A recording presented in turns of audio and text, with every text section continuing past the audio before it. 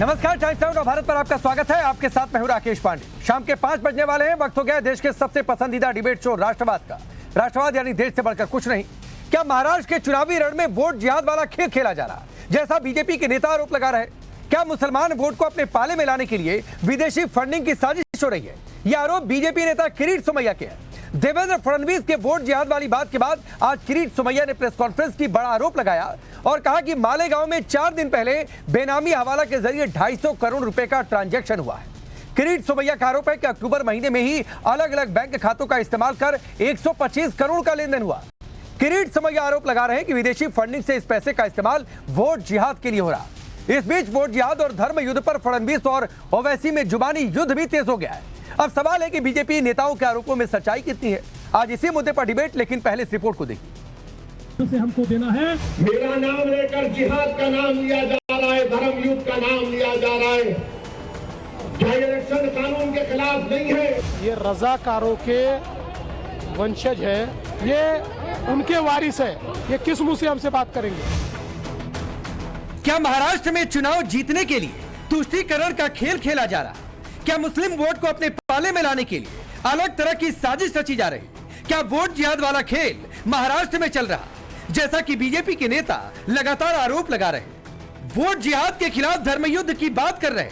अब तो बीजेपी नेता किरीट सोमैया ने बड़ा दावा किया है। किरीट सोमैया का आरोप है कि 4 दिन पहले मालेगांव में 250 करोड़ का बेनामी हवाला ट्रांजैक्शन का खुलासा हुआ। किरीट सोमैया के मुताबिक अक्टूबर में 125 करोड़ रुपए अलग अलग बैंक खातों में पहले डाले गए और निकाल दिए गए। किरीट सोमैया का आरोप है कि विदेशी फंडिंग के जरिए वोट जिहाद की साजिश हो रही। अक्टूबर 2024 में मालेगांव में 17 हिंदू किसान के नाम से सिराज और मोइन खान बोगस अकाउंट खोलते हैं। उन बैंक अकाउंट में हिंदुस्तान के 7 राज्यों से उत्तर प्रदेश, पश्चिम बंगाल, हरियाणा, महाराष्ट्र, उड़ीसा, गुजरात, यहाँ पर लगभग 125 करोड़ रुपए 4 दिन में जमा होते हैं।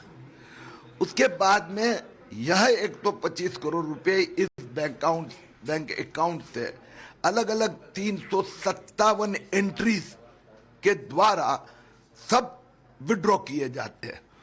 कुल मिलाकर 1 अक्टूबर महीने में 2500 बैंक ट्रांजैक्शन, जिसमें लगभग 200 बैंक ब्रांचेस का उपयोग, और ये पैसा जो जमा किया गया उन बैंकों में, मुझे विश्वास है कि विदेश से आया हुआ पैसा है और यह पैसा वोट जिहाद के लिए इसका उपयोग किया जा रहा है। किरीट सोमैया के मुताबिक जिन आरोपियों ने ये पैसे ट्रांसफर किए वो फरार हैं। मामले की जांच चल रही है। जो आरोप किरीट सोमैया लगा रहे, ऐसा ही आरोप महाराष्ट्र के डिप्टी सीएम भी लगा रहे।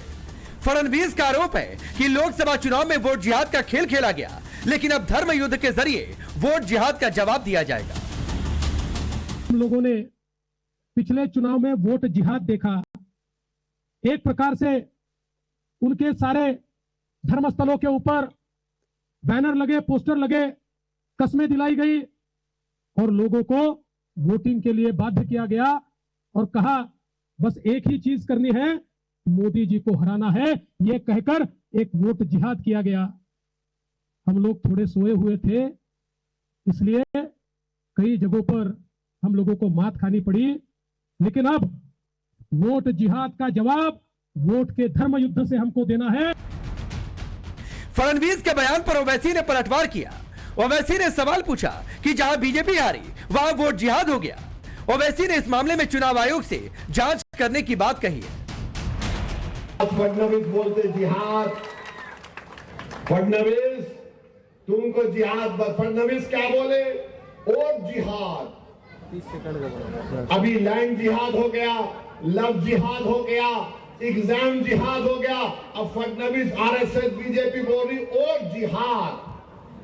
यानी धूलिया में मालेगांव सेंट्रल की सीट से बीजेपी के उम्मीदवार को वोट नहीं मिला तो फडणवीस बोल रहे वोट जिहाद। हमको सेंट्रल मालेगांव से वोट नहीं मिले, जहां तुम्हारे को वोट नहीं मिला वहां जिहाद हो गया। जहां तुम्हारे को हार गए वहां जिहाद हो गया। गुजरात में भी एक सीट हार गए, कैसा हारे बोलो? तुम हैदराबाद में मेरे खिलाफ हार गए, कैसा हारे बोलो?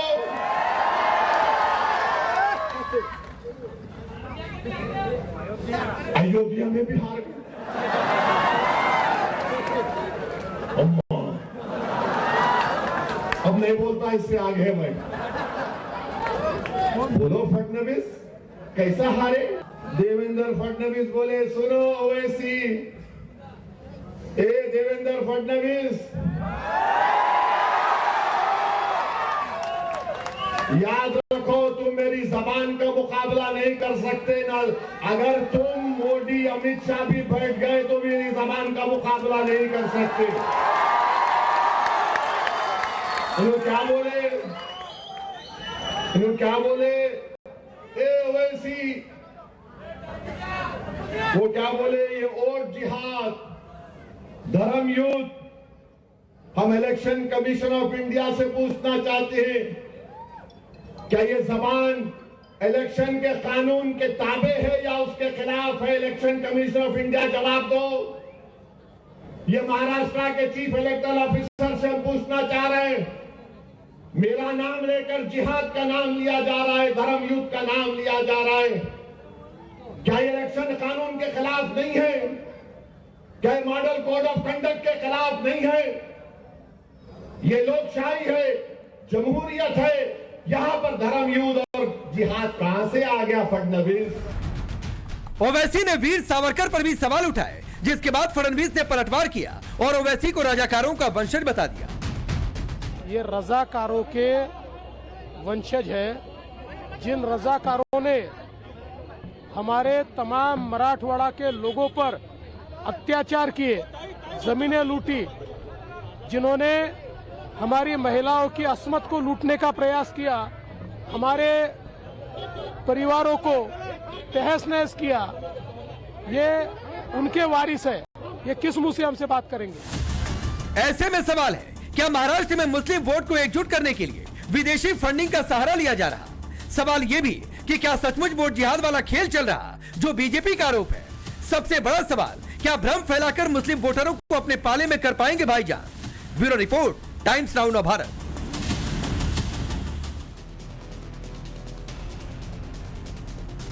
तो चलिए आपने ये रिपोर्ट देखिए। आपका परिचय मैं आज के मेहमानों से करवाता हूं।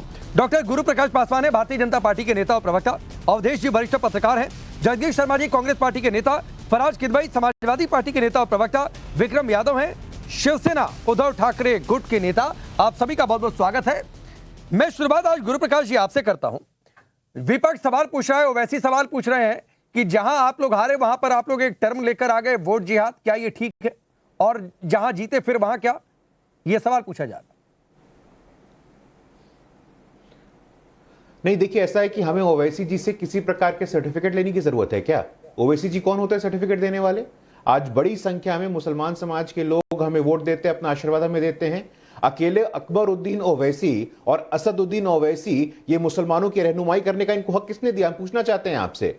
ये एक पार्टी जो हैदराबाद की राजनीति करती है, ये पूरे देश की राजनीति पर टिप्पणी करना चाहती है, आपको पूरा अधिकार है। लेकिन भारतीय जनता पार्टी, मैं दोबारा बोलना चाहता हूं, भारतीय जनता पार्टी का नारा है सबका साथ, सबका विकास, सबका विश्वास और सबका प्रयास। हमें किसी से भी प्रमाण पत्र लेने की जरूरत नहीं है। लेकिन एक और बात देखिए, यह सवाल नहीं खड़ा होता है क्या? चुनाव के ठीक पहले मौलवियों के द्वारा यह आदेश दिया जाता है कि एनसीपी शरद पवार के उम्मीदवारों को सपोर्ट देना है। यह क्या है? ये कॉन्स्टिट्यूशनल है क्या? हम आपसे पूछना चाहते हैं। ये संविधान संगत के हम आपसे पूछना चाहते हैं। लगातार कांग्रेस पार्टी के युवराज अपने बहन के प्रचार में वायनाड जाते हैं। वायनाड में उनका गठबंधन किसके साथ है? मुस्लिम लीग के साथ है। मुस्लिम लीग बहुत सेकुलर पार्टी है क्या? मुस्लिम लीग छोड़िए आप, एसडीपीआई जिसके घोषित आतंकवादी लिंक है, कांग्रेस पार्टी उनके साथ भी गठबंधन करने को तैयार है। कांग्रेस पार्टी आईयूएमएल के साथ जाए तो ठीक है, कांग्रेस पार्टी एसडीपीआई के साथ जाए तो ठीक है। हद तो तब हो गई। कांग्रेस पार्टी का इतिहास समझने की जरूरत है। 1985 में मुसलमान समाज की तलाकशुदा महिलाओं को मेंटेनेंस देने का हक सुप्रीम कोर्ट ने दिया। कांग्रेस पार्टी मौलवियों के दबाव में सुप्रीम कोर्ट के उस प्रगतिशील निर्णय को भी पलट दिया। अभी आइए, अभी यहां बात हुई कि एएमयू को और जामिया को माइनॉरिटी स्टेटस उसका बरकरार रहेगा और वहां एससी एसटी ओबीसी को आरक्षण नहीं मिलेगा। किसने स्वागत किया इसका?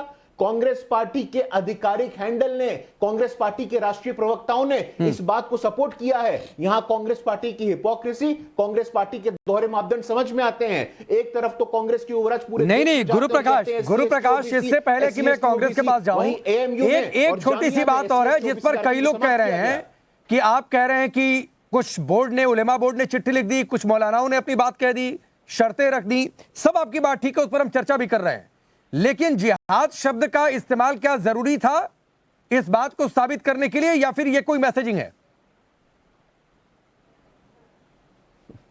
नहीं देखिए, ऐसा है राकेश जी, किसी प्रकार की कोई मैसेजिंग नहीं है। हमारे ऊपर ये आरोप कई बार लगा है, पहली बार लगा ऐसा नहीं है। हमें लोग कहते हैं कि लव जिहाद का उपयोग हमने किया था, लव जिहाद का इजाद हमने किया था। ये जानते नहीं हैं कि कांग्रेस पार्टी के साथियों ने, कम्युनिस्ट पार्टी ने केरला में सबसे पहले लव जिहाद का उपयोग किया था। केरला हाईकोर्ट ने लव जिहाद का उपयोग किया था। तो जिहाद शब्द का उपयोग खुद इनके साथी करते हैं, खुद इनके लोग करते हैं, आरोप हमारे ऊपर लगते हैं। मैं पुनः बोलना चाहता हूं राकेश जी, इन लोगों को लगातार तोड़ने की राजनीति करने दीजिए। कभी धर्म के नाम पे बांटेंगे, कभी जाति के नाम पे बांटेंगे, लेकिन आज भी प्रधानमंत्री मोदी जी और भारतीय जनता पार्टी की ठीक है गुरु प्रकाश, अब मैं जगदीश शर्मा आपके पास आता हूं। वो चाहे किसी भी धर्म, उलेमा बोर्ड कह दे 10% मुस्लिम आरक्षण, आप लोग सहमति जता दें, फिर ये क्या है? क्या ये संवैधानिक है? और फिर अगर बीजेपी कहे कि आप लोग ये खेल खेल रहे हैं वोट बैंक वाला, तो फिर इसमें गलती क्या है? अगर लगातार इस तरीके की शर्तें रख दी जाए जो शर्तें संविधान के दायरे से बाहर आती हैं, और आप लोग उस पर सहमति भी जता दें। राकेश पांडे जी, मुझे तो ये समझ में नहीं आ रहा, देश में चुनाव चल रहा है कि धर्म युद्ध चल रहा है। भाई भारतीय जनता पार्टी के छोटे से बड़ा नेता कह रहा है धर्म युद्ध। अयोध्या में तो आप हार गए, धर्म युद्ध फिर कैसा धर्म युद्ध? भाई नेता बने हो, राजनीति में मठ थोड़ी है, मठ थोड़ी खोल के बैठे हो आप लोग। राजनीति में आयो देश और समाज की सेवा करने के लिए, किस किस तरह के युद्ध ला रहे हो?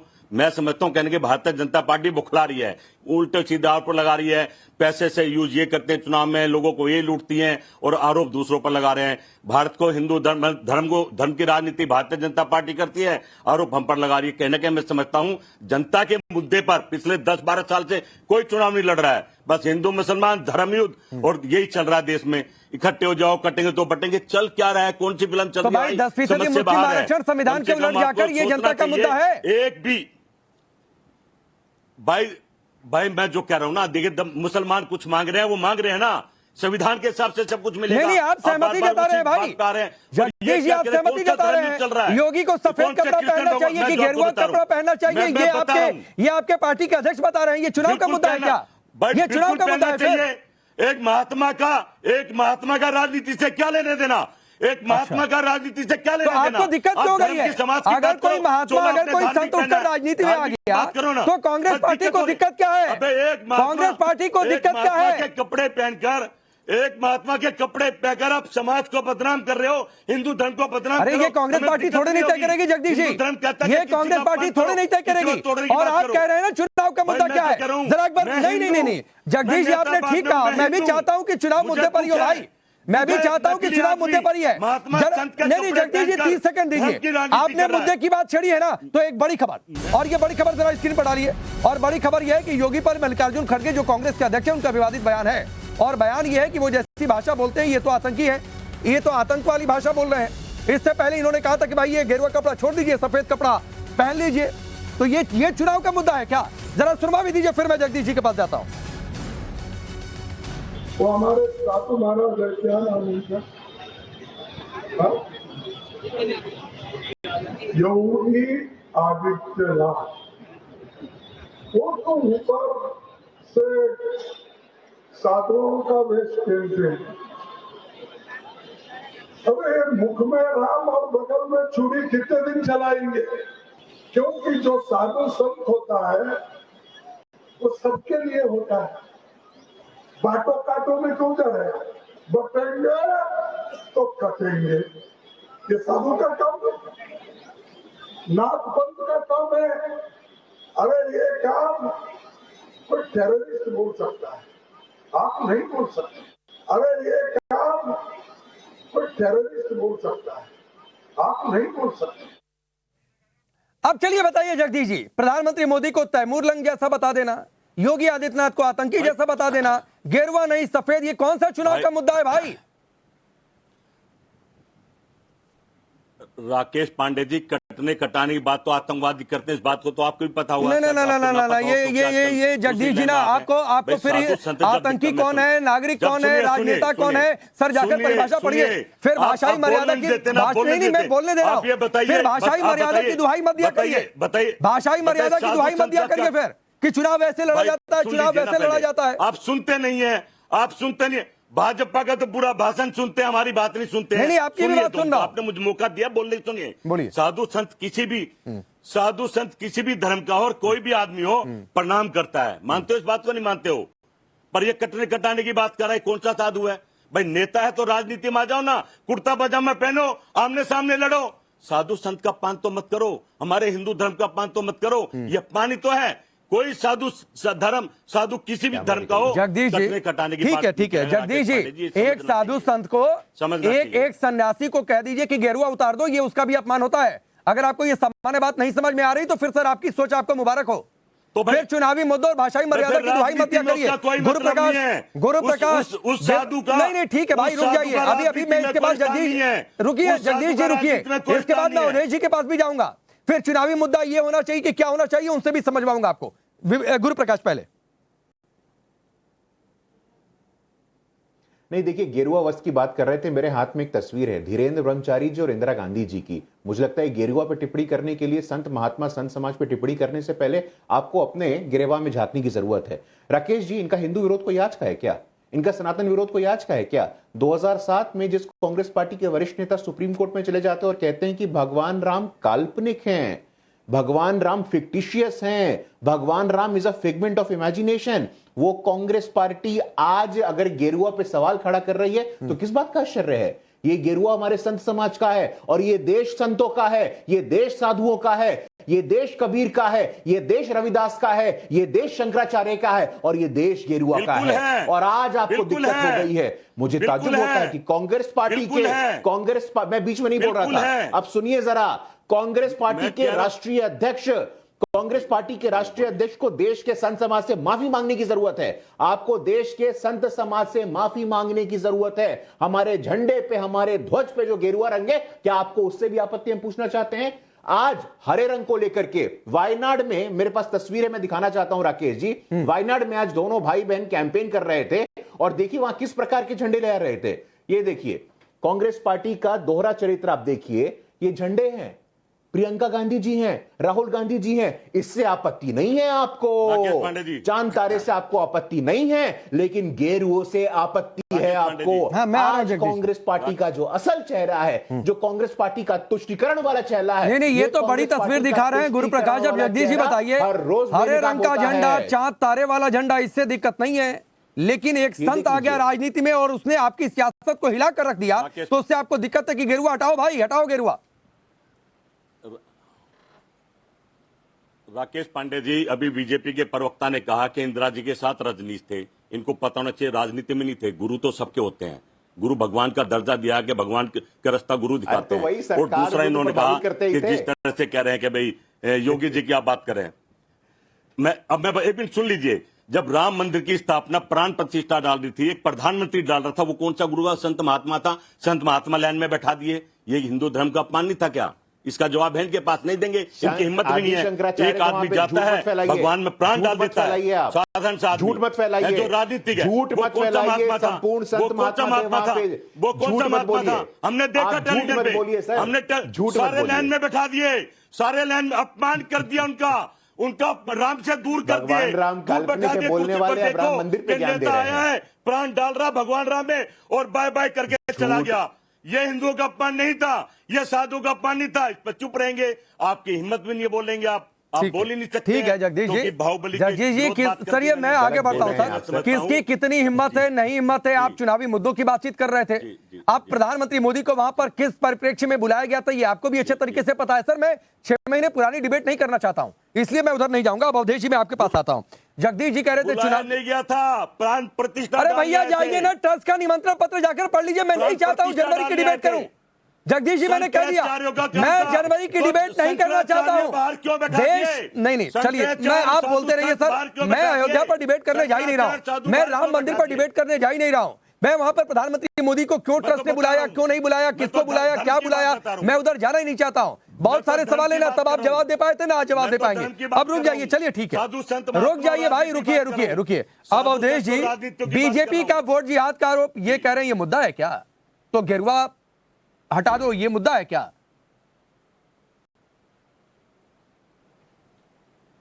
नहीं, देखिए ऐसा है कि वोट जिहाद भी मुद्दा है और गेरुआ हटा दो भी मुद्दा है।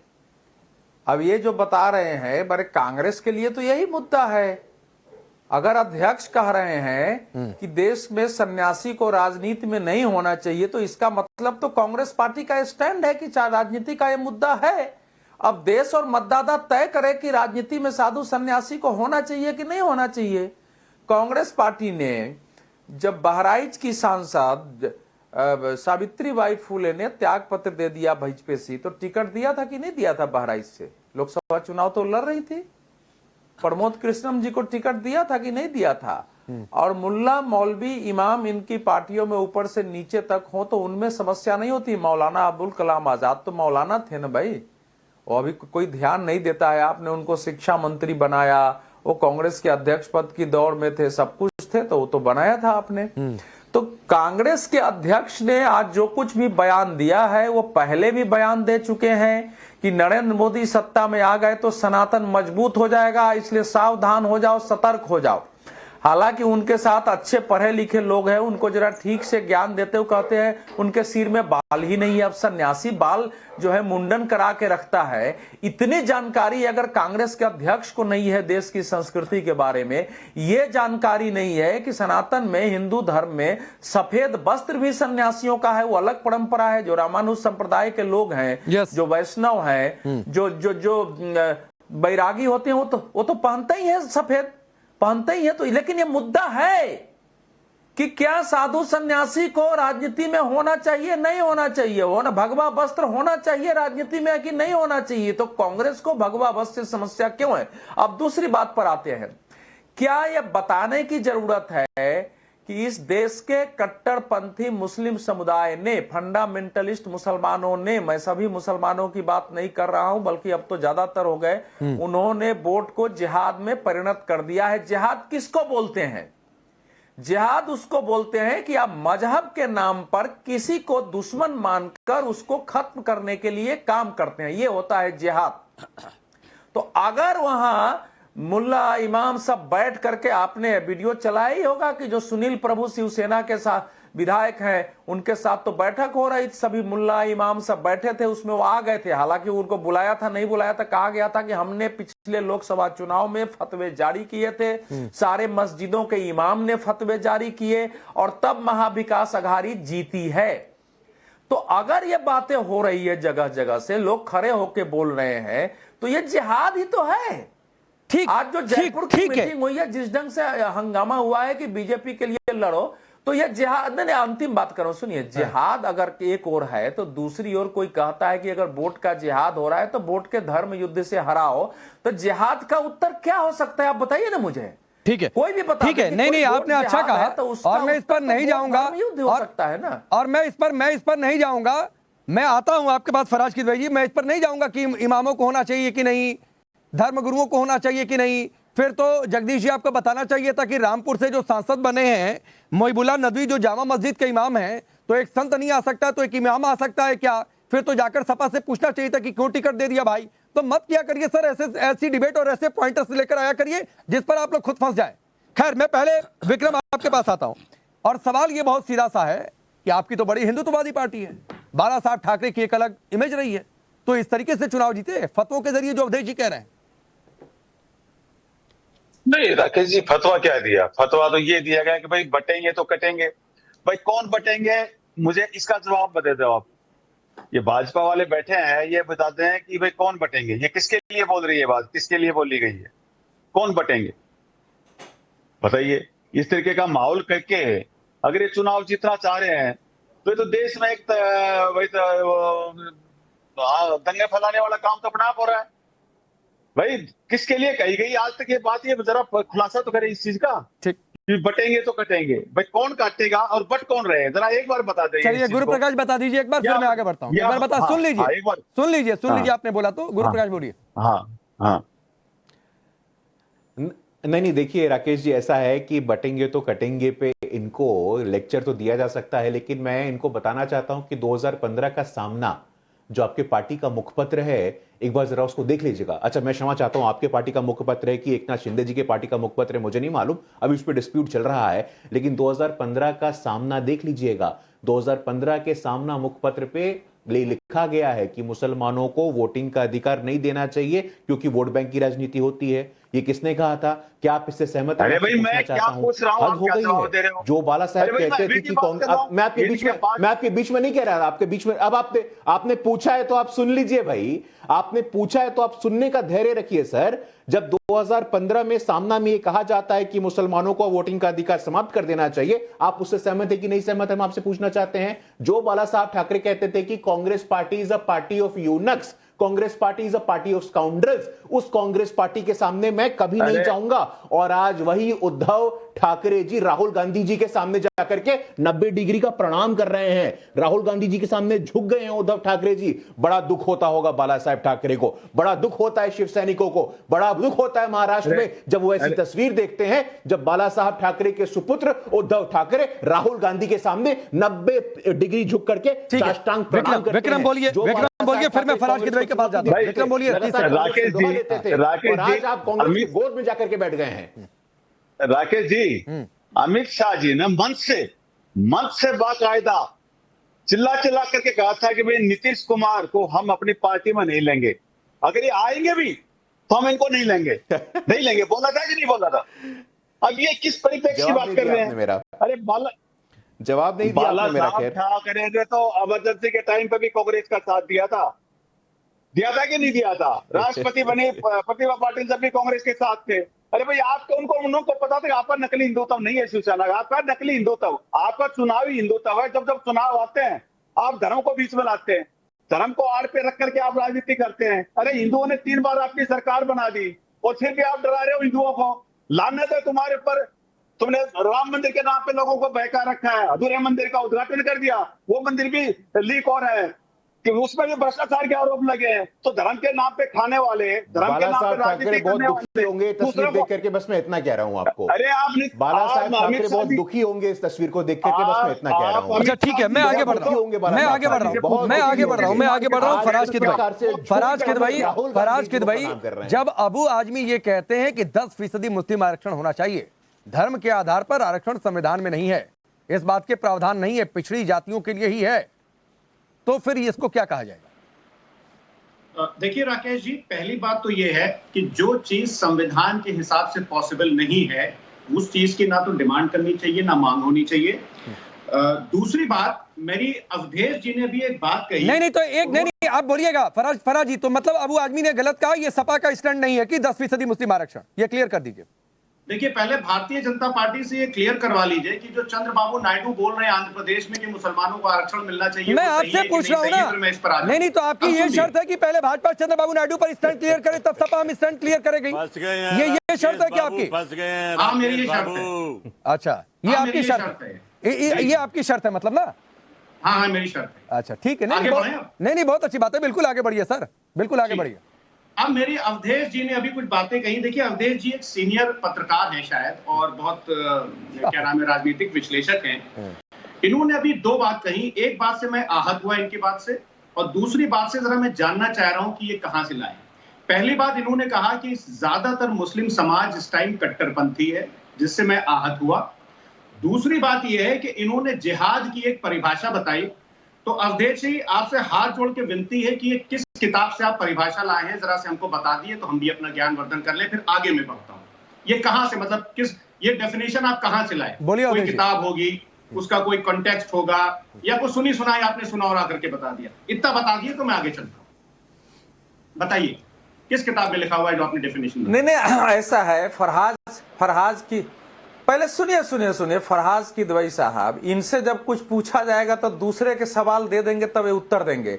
जब फर्रुखाबाद में सलमान खुर्शीद की भतीजी ने खड़े होकर कहा कि अरे वोट सर, जिहाद करो आप भाजपा आपने के विरुद्ध। जिहाद की और जो परिभाषा कुछ बताई, जो वो किस कोई बुक भी से लाए हैं? सुनिए, पहले सुनिए, पहले बता रहा हूं, नहीं सुनिए, आपके अनुसार उत्तर नहीं दिया जाएगा ना, उत्तर मैं अपने अनुसार दूंगा। जब आप प्रश्न अपने अनुसार करते हैं तो सुन लीजिए। रेफरेंस बता आपको भी दिए सर, मालूम मैं है अपने हिसाब कि से नहीं देश कह रहा हूं। में वोट जिहाद आप रेफरेंस शब्द का बता दिए इस्तेमाल सर कि किस किताब को पढ़ के आपने सुनिए, ये बोला कि रेफरेंस ये तो मैं धर्म दे युद्ध रहा है। हूं। नहीं पहले नहीं पहले नहीं, देखो राकेश से बीच में ठीक बोले, ठीक ठीक है। हमसे पूछा किद है, भाई मेरा साहब उत्तर सुनिए, किद सुने, भाई फिर साहब बाद सुनिए, में बोले। जैसे मैं आपने तू-तू सवाल मैं अपने नहीं हिसाब करता से, हूं।